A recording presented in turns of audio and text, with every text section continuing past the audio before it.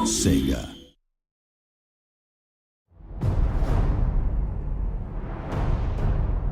Welcome to our first demo walkthrough for Total War Warhammer.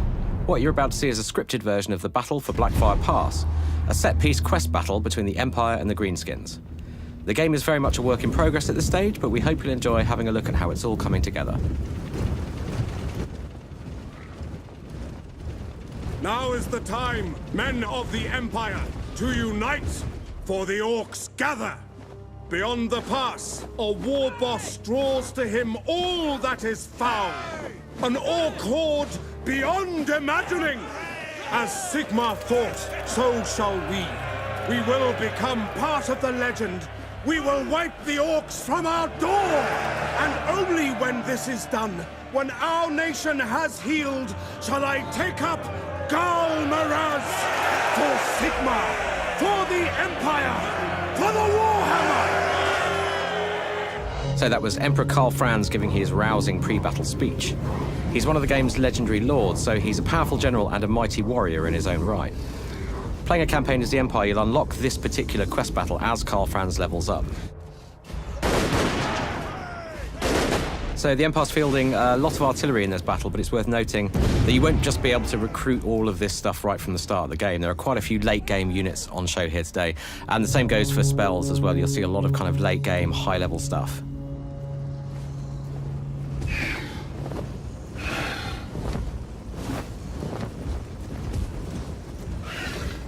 Now, as we approach the Greenskin line, you can see just how different these two races are. The armies from Warhammer Fantasy Battles give us so much diversity to work with. The playable races in the game are going to look and play really, really differently in both campaign and battle.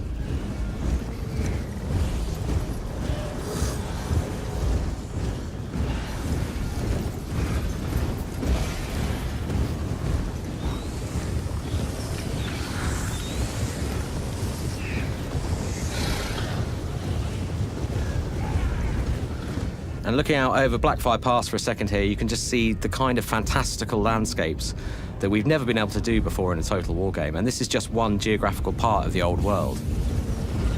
This is the Greenskin race leader Grimgor Ironhide. He's accompanied by the Immortals, his hard-as-nails band of Black Orc bodyguards. He's also brought an Orc Shaman into battle with him, so we'll see him throwing some spells around in a bit.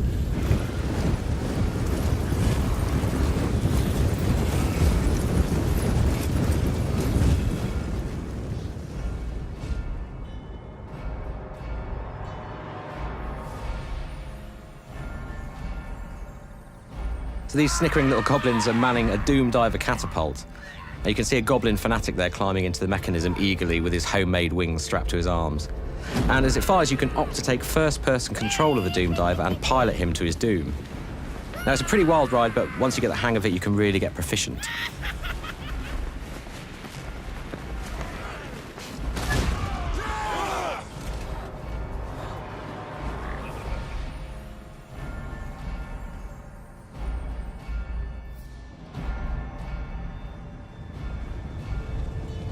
So that's another spellcaster right here. This is a Goblin Shaman. You can see him riding his wolf there.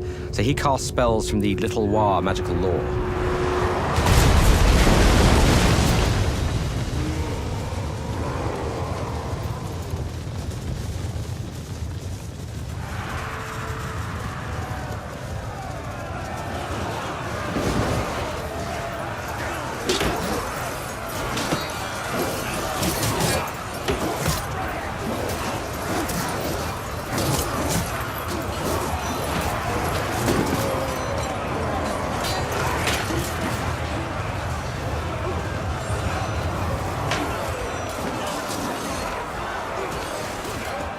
So there's a bit of a flanking counterattack lining up here from the Empire. We've got some ranged cavalry up front there in the shape of Outriders and Pistoliers. Coming up behind them, we have the noble Imperial Knights of the Reichsguard and a unit of Demigriff Knights.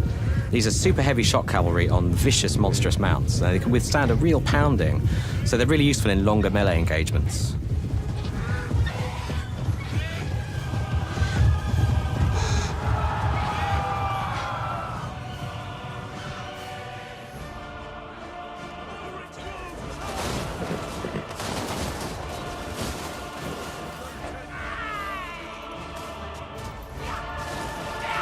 Goblin Shaman here has just cast a spell called the Curse of the Bad Moon.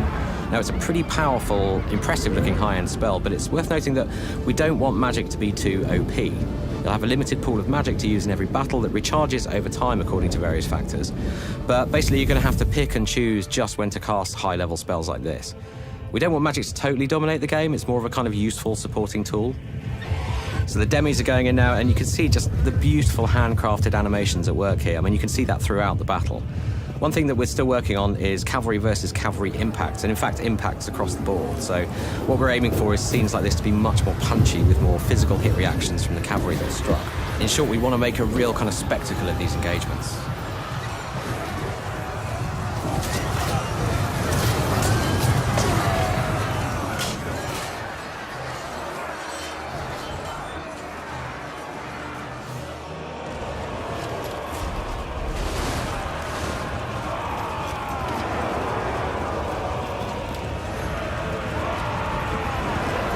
So panning down the line here, you can see just how dynamic our infantry charges have become. You've got units leaping into the fray, defenders physically bracing for impact. You've got AoE attacks going off from large characters. That's Grimgor Ironhide there, getting stuck in with his big magical axe.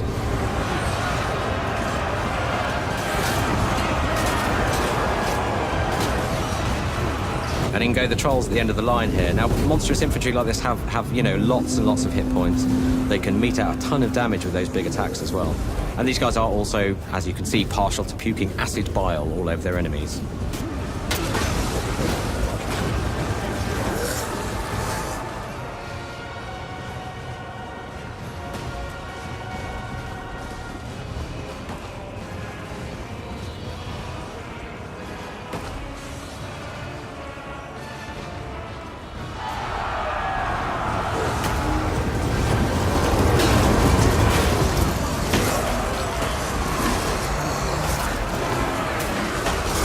A bit of aerial combat going on here between Deathclaw and the Wyvern. Now, if you gain mastery of the skies in a battle like this, you can then use the maneuverability of your flying units to strike pretty much anywhere on the battlefield.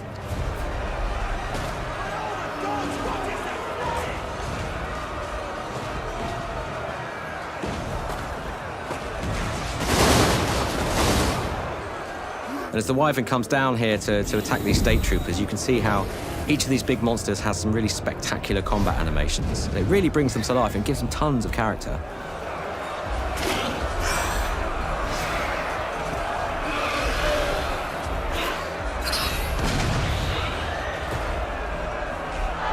Now, these are two of the Empire's hero characters. This is the Warrior Priest, and just beyond him there, the Witch Hunter. Heroes are essentially agents, so they can roam the campaign map, perform a number of different functions, but they're also powerful solo warriors in their own right, and if you attach them to an army, they can then throw themselves into combat alongside the troops.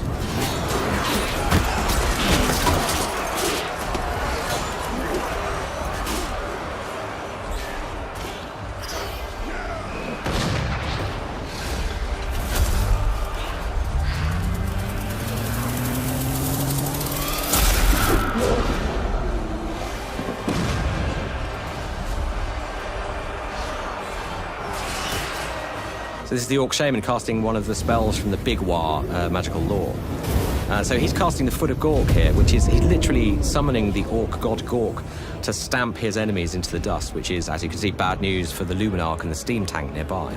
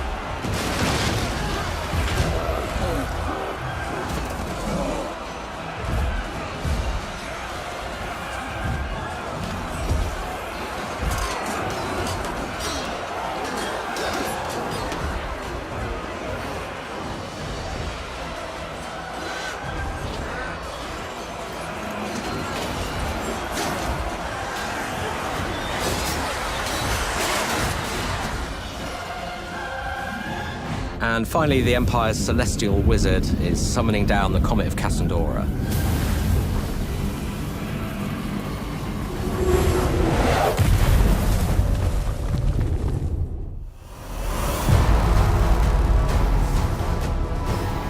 So thanks for watching the demo, and this really just scratches the surface of the incredible Warhammer world we'll be asking you to conquer. To catch all the latest gameplay and feature reveals, subscribe to our YouTube channel or follow us on Facebook.